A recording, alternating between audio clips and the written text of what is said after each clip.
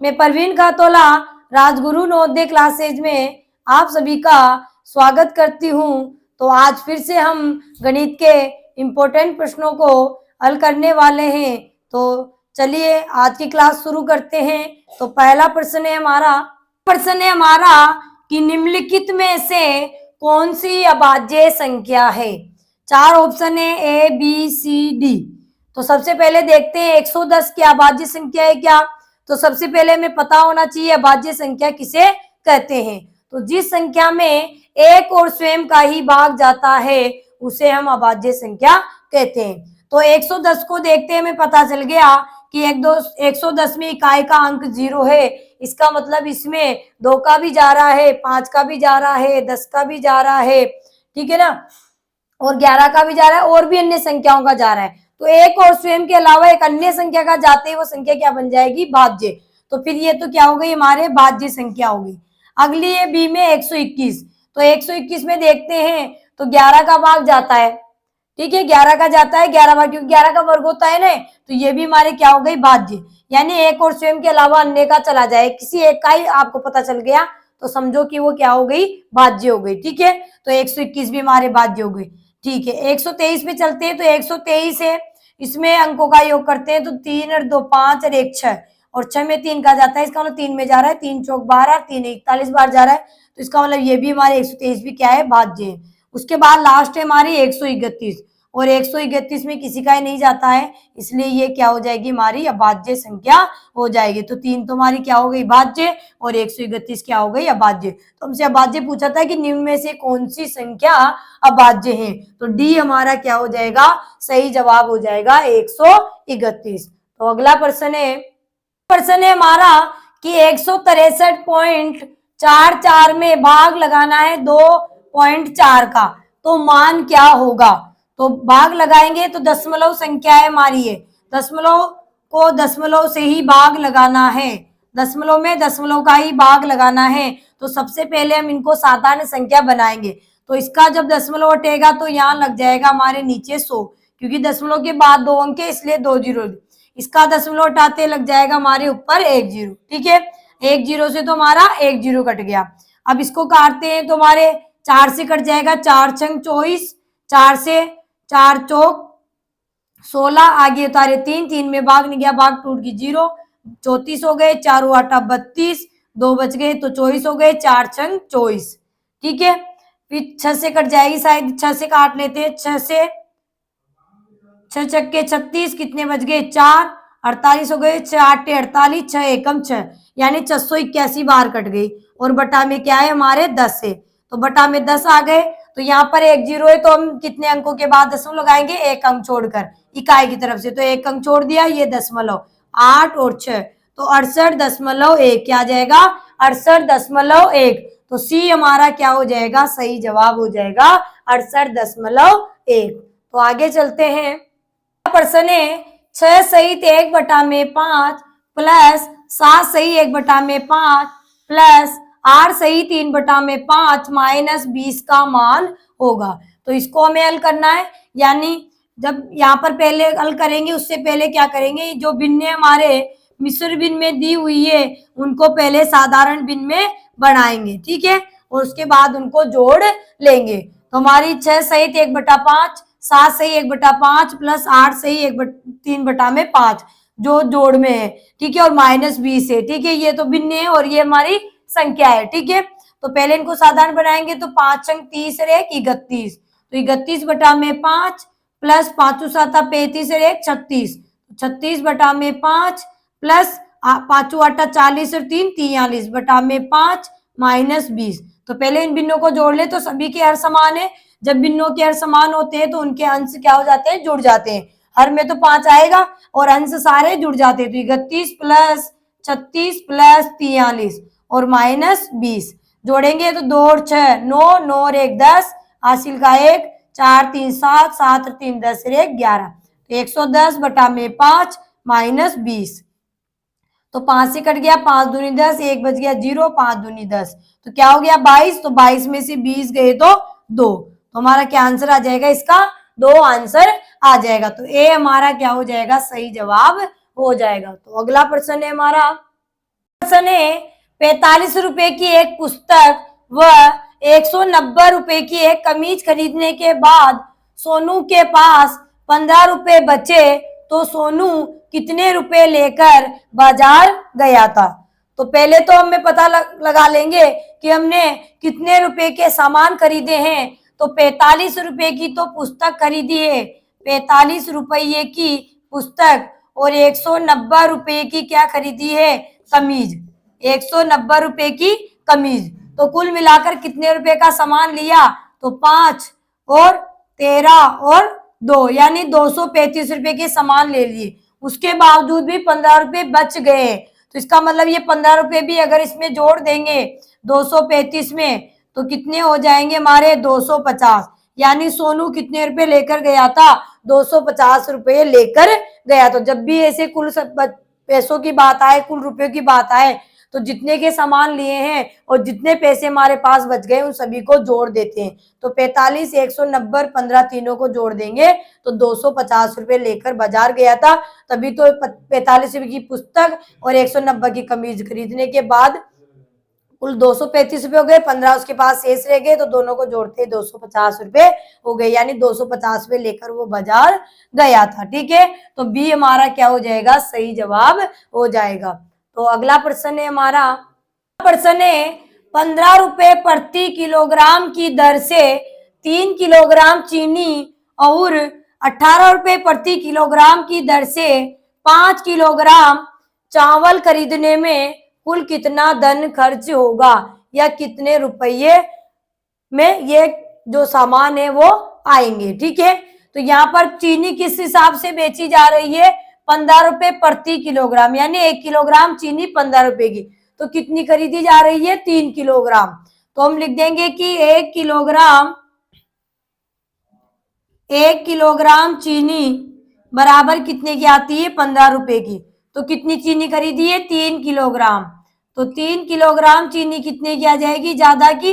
तो 3 किलोग्राम चीनी का मूल्य क्या आ जाएगा, 15 गुणा में 3 बराबर 45 रुपए। ठीक है, फिर चावल का निकालते हैं। तो चावल किस हिसाब से बेचे जा रहे हैं, 18 रुपए प्रति किलोग्राम की दर से। ठीक है, तो 18 रुपए प्रति किलोग्राम का मतलब 1 किलोग्राम चावल 18 रुपए की। तो 1 किलोग्राम चावल कितने के, 18 रुपए के हैं। ठीक है, तो कितने चावल है, 5 किलोग्राम चावल। तो 5 किलोग्राम चावल कितने के आएंगे, आप डायरेक्ट गुणा कर सकते हो, 15 को 3 से, 18 को 5 से। ठीक है, तो 18 को 5 से गुणा किया तो 18 पंजे 90। तो 45 रुपए की तो क्या हो गई चीनी और 90 रुपए के क्या हो गए चावल। तो बोला है कुल कितना धन खर्च होगा, तो कुल मूल्य निकालना है। तो 45 प्लस 90 तो कितना हो जाएगा हमारे, 135 रुपये।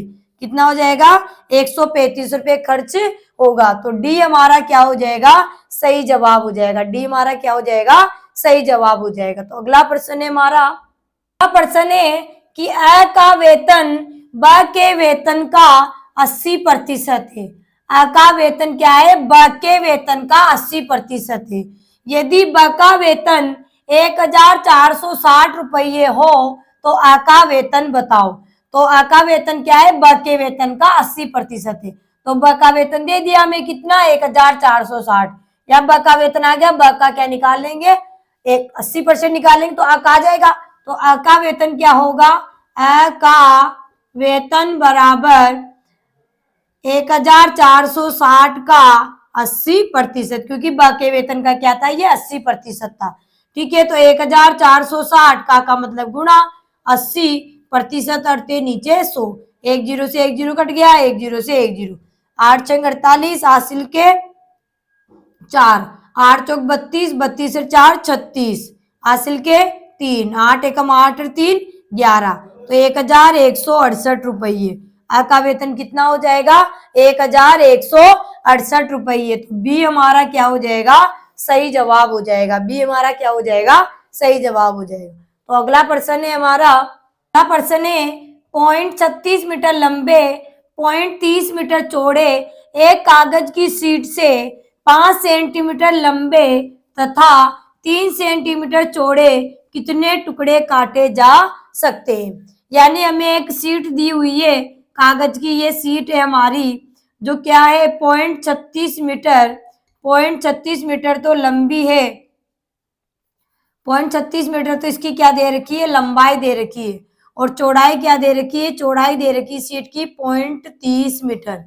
ठीक है, और इसमें से क्या करना है, कागज की शीट में से 5 सेंटीमीटर लंबे, 5 सेंटीमीटर लंबे और 3 सेंटीमीटर चौड़े कितने कागज के ऐसे टुकड़े इसमें से काटे जाएंगे। तो यहाँ बात किसकी हो रही है, अंदर की, यानी इसके अंदर से काटे जाएंगे। इसका मतलब हमें क्या निकालना पड़ेगा, क्षेत्रफल निकालना पड़ेगा। तो जब भी ऐसे टुकड़े काटने के लिए कहा जाए, उनकी संख्या पूछी जाए, जैसे टाइलों की पूछ ले, पत्थरों की पूछ ले, ईंटों की पूछ ले, ठीक है, कितने प्लॉट काटे जाएंगे ऐसे पूछ ले, तो हम क्या करते हैं, पूरे जिसमें से काटे जा रहे हैं या जिसमें लगाई जा रही टाइलें, उस पूरे क्षेत्रफल में एक टुकड़े के क्षेत्रफल का भाग लगा देते हैं। ठीक है, उससे पहले देखते हैं कि कागज की जो लंबाई है, कागज की लंबाई बराबर दी है 0.36 मीटर और चौड़ाई दी हुई है हमें 0.30 मीटर। और जो हमें टुकड़े काटने, तो टुकड़े की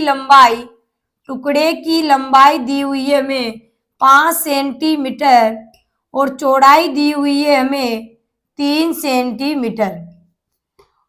अब देखिए इकाई हम देखते हैं, तो ये तो मीटर में है, कागज की लंबाई चौड़ाई, और ये सेंटीमीटर है। तो फिर इन्हें भी हमें क्या बनाना पड़ेगा, इनको भी हम सेंटीमीटर बना लेंगे। तो 0.36 मीटर में कितने सेंटीमीटर होंगे, तो 100 से गुणा कर देंगे, क्योंकि 1 मीटर में 100 सेंटीमीटर होते हैं। तो कितने हो गए, 3600, यानी 2 अंकों के बाद दशमलव, यानी 36 सेंटीमीटर। 36.00 का मतलब क्या हो गया, 36 सेंटीमीटर। और 0.30 मीटर को बनाएंगे तो 0.30 गुणा में 100, तो क्या हो गया हमारे 3000। तो 3000 का मतलब है 2 अंकों के बाद दशमलव लगाएंगे तो 30 सेंटीमीटर। लंबाई 36 सेंटीमीटर, चौड़ाई 30 सेंटीमीटर। अब सभी सेंटीमीटर में हो गई, हमें निकालना है टुकड़ों की संख्या कि कितने टुकड़े काटे जा सकते हैं। टुकड़ों की संख्या, तो टुकड़ों की संख्या निकालेंगे तो हम क्या करेंगे, कागज का क्षेत्रफल बटा में एक टुकड़े का क्षेत्रफल का भाग लगा देंगे। अगर कागज की जगह हमारे पर्स में टाइलें बिछानी, तो पर्स का क्षेत्रफल बटा में एक टाइल का क्षेत्रफल, पत्थर लगाने तो एक पत्थर का क्षेत्रफल। ठीक है, कागज हो सकता है, उसकी जगह मैदान हो, हॉल हो, फर्श हो, कुछ भी हो सकता है। ठीक है, तो संख्या निकालने के लिए हम पूरे क्षेत्रफल में एक के क्षेत्रफल का भाग लगा देती है। तो कागज किस आकार का है, जिसकी लंबाई चौड़ाई होती है वो आयताकार है, तो इसका क्षेत्रफल का सूत्र हो जाएगा लंबाई गुणा में चौड़ाई। और कागज का जो टुकड़ा काटा जा रहा था, उस कागज के टुकड़े का भी क्या है, आकार आयताकार, तो वो भी हो जाएगा लंबाई गुणा में चौड़ाई। ठीक है, तो लंबाई कितनी है कागज की, 36.00 का मतलब 36 सेंटीमीटर। चौड़ाई कितनी है, 30 सेंटीमीटर। फिर कागज का जो टुकड़ा काटा जा रहा था, उसकी लंबाई है 5 सेंटीमीटर और चौड़ाई है 3। ठीक है, तो काट लेंगे 5 से एक बार, 3 से 3 एकम 3, 3 से 3 दाए 30। ठीक है, 5 से 5 एकम 5, 5 दूनी 10। तो 36 को 2 से गुणा किया तो 36 दूनी 72। तो यहाँ पर क्या आ जाएगा हमारे 72। यानी इस कागज की शीट में से ऐसे 5 गुणा में 3 सेंटीमीटर के कितने टुकड़े काटे जा सकते हैं, 72 टुकड़े काटे जा सकते हैं। तो इस प्रकार से ऐसे सवालों को हल करते हैं। जब हमें संख्या पूछी जाती है तो पूरे क्षेत्रफल में एक जो भाग काटा जा रहा है, जो भी चीज लगाई जा रही है, उसके क्षेत्रफल का भाग लगाते हैं तो हमारे पास संख्या निकलकर आ जाती है। तो डी हमारा क्या हो जाएगा, सही जवाब हो जाएगा कि 72 टुकड़े उसमें से काटे जा सकते हैं। तो अगला प्रश्न है हमारा, प्रश्न है, रोहन ने 60 सेंटीमीटर लंबे तार से एक आयत बनाया जिसकी लंबाई और चौड़ाई का अनुपात 3:2 है, तो उसका क्षेत्रफल कितना होगा। बहुत ही शानदार प्रश्न है।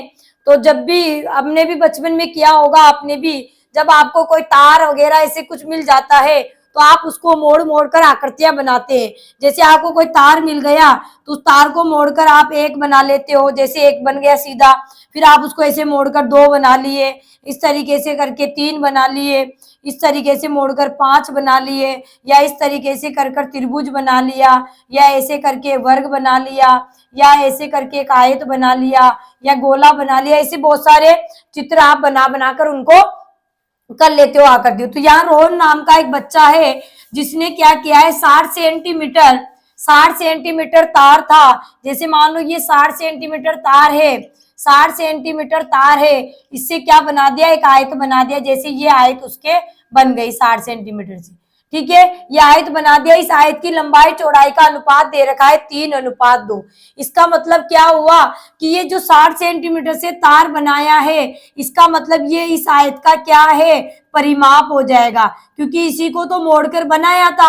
तो ये परिमाप क्या हो जाएगा, इसका 60 सेंटीमीटर हो जाएगा। जो ये आयत उसने बनाई है रोहन ने, ये उसकी आयत का क्या हो जाएगा, 60 सेंटीमीटर परिमाप, क्योंकि इस तार को मोड़कर ही इसने एक आयत बनाई है। तो इसका मतलब ये परिमाप है हमारे, क्या है, ये 60 सेंटीमीटर परिमाप हो गया। और लंबाई चौड़ाई का अनुपात दे रखा है, में क्या दे रखा है, लंबाई अनुपात चौड़ाई क्या दे रखा है, 3:2। तो हमें क्या चाहिए, क्षेत्रफल। तो क्षेत्रफल चाहिए उस आयत का, तो क्षेत्रफल की लंबाई भी चाहिए और चौड़ाई भी चाहिए।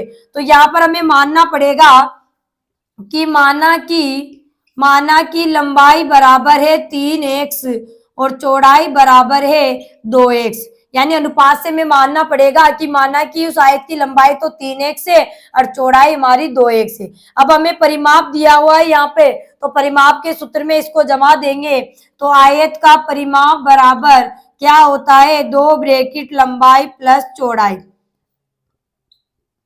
तो परिमाप 60 बराबर 2 ब्रैकेट लंबाई कितनी, 3x प्लस चौड़ाई 2x। तो आगे हल करेंगे तो 60 बराबर, अब ब्रैकेट हल करते तो 3x में 2x जोड़े तो 5x, ठीक है। और 5x को जब हम 2 से गुणा करेंगे तो कितने हो जाएंगे, 10x हो जाएंगे। हमें x का मान निकालना है, क्योंकि x का मान आते हमारी लंबाई भी आ जाएगी और चौड़ाई भी आ जाएगी। तो x बराबर हो जाएगा 60 बटा में 10। तो 10 से कितनी बार, 6 बार। तो 6 बराबर क्या आ गया हमारे x। अब एक किसको, x आ गया हमारे, किसका मान, x का मान आ गया हमारे 6। तो लंबाई क्या मानी थी हमने, 3x। तो 3 गुणा में 6, तो 3 छंग 18। 18 तो क्या आ गई हमारे, सेंटीमीटर, क्योंकि तार सेंटीमीटर में था तो ये भी सेंटीमीटर में आएगा। तो 18 सेंटीमीटर तो लंबाई आ गई। चौड़ाई क्या मानी थी हमने, 2x। तो चौड़ाई क्या हो जाएगी, 2 गुणा में 6 बराबर 12 सेंटीमीटर। अब लंबाई आ गई, चौड़ाई भी हमारे पास आ गई। हमें क्या पूछा गया था, हमें तो क्षेत्रफल पूछा गया था कि उसका क्षेत्रफल कितना होगा।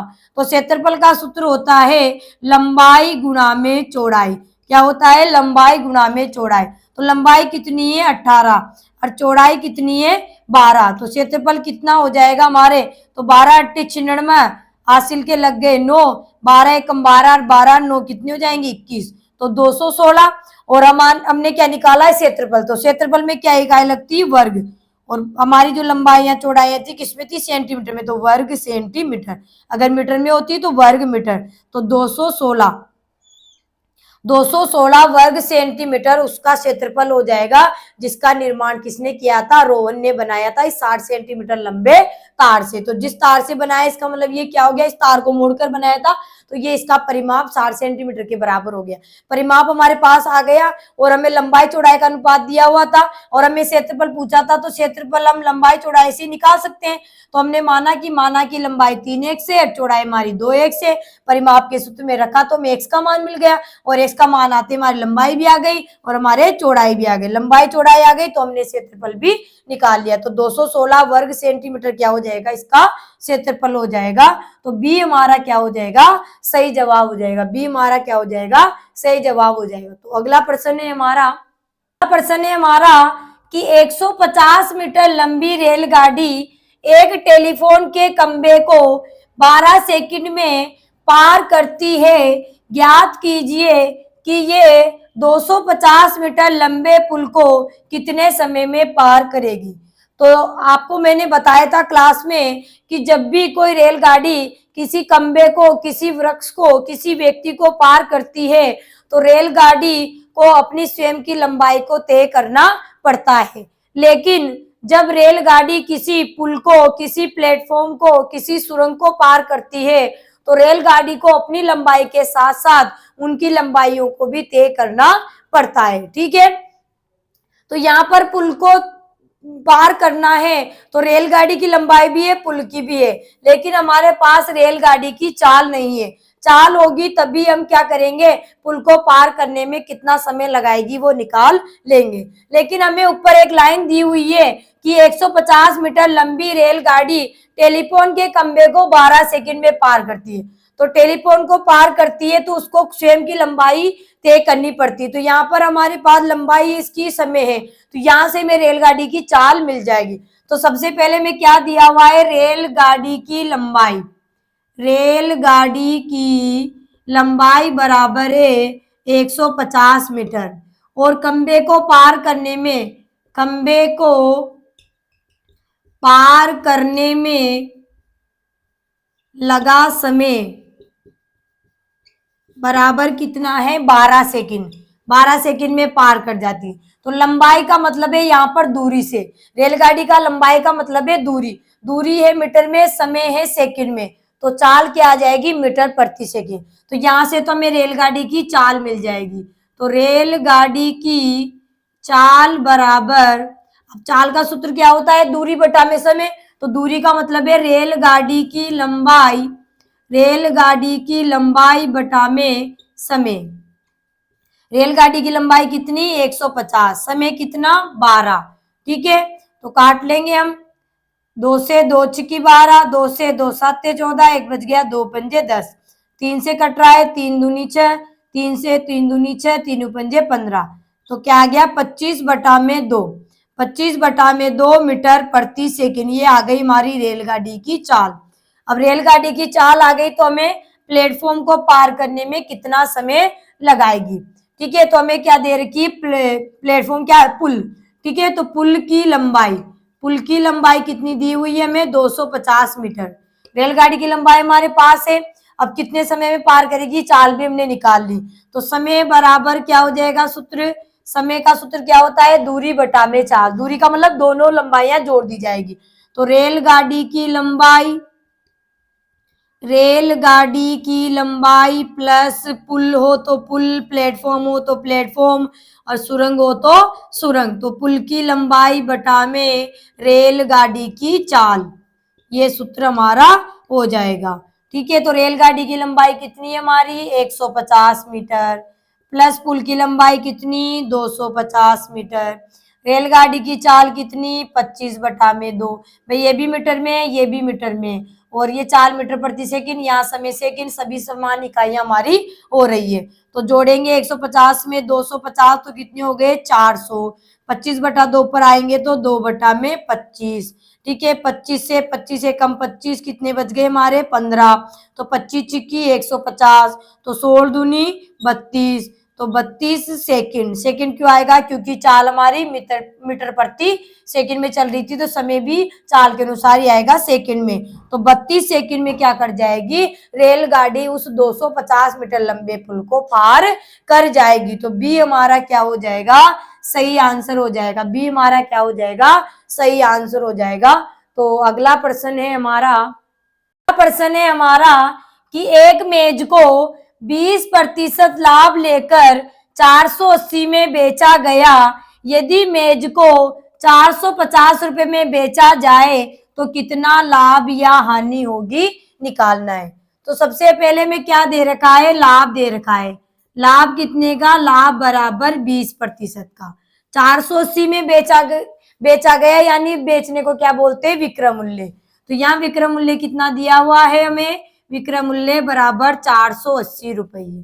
ठीक है, अब हमसे क्या पूछा है इधर कि कितना है विक्रय मूल्य, विक्रय मूल्य बराबर दूसरा वाला विक्रय मूल्य 450 रुपए में बेचा जाए तो कितना लाभ या हानि होगी। तो लाभ या हानि निकालना होगा, उसके लिए हमें क्रम मूल्य चाहिए, क्योंकि क्रम मूल्य आएगा तभी हमें पता चलेगा कि लाभ हो रहा है या नहीं। क्योंकि इस वस्तु का क्रम मूल्य तो हमें पता चले ना कि वस्तु कितने में खरीदी गई थी और अब 450 में बेची जा रही है, तो हमें पता चल जाएगा कि लाभ हो रहा है या हानि हो रही है, लाभ हो रहा है या हानि हो रही है।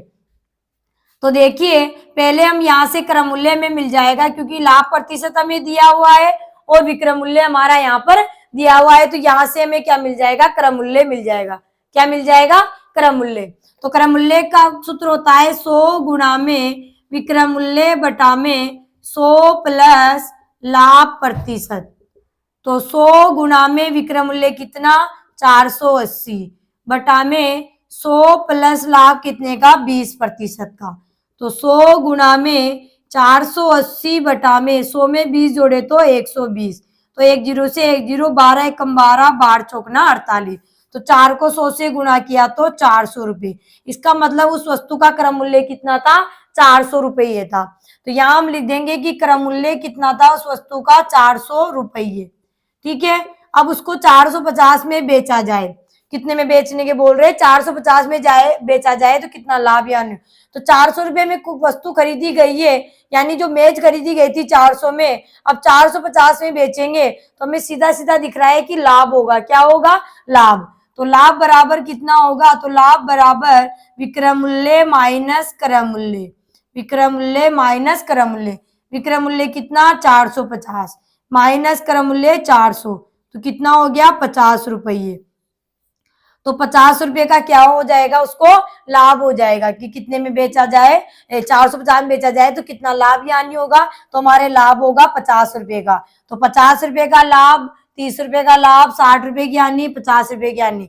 तो यहाँ पर 2 बार दिए थे 50-50, तो 50 रुपये लाभ है, 50 रुपये यहाँ हानि है, तो हमें क्या हो रहा है, लाभ हो रहा है। तो फिर हमारा ए ऑप्शन क्या हो जाएगा, सही हो जाएगा, 50 रुपये का लाभ हमारा सही हो जाएगा। तो साथियों, दोस्तों, आज फिर से हमने गणित के महत्वपूर्ण प्रश्नों को हल किया है, जो आपको समझ में आए होंगे, आपको पसंद आए होंगे।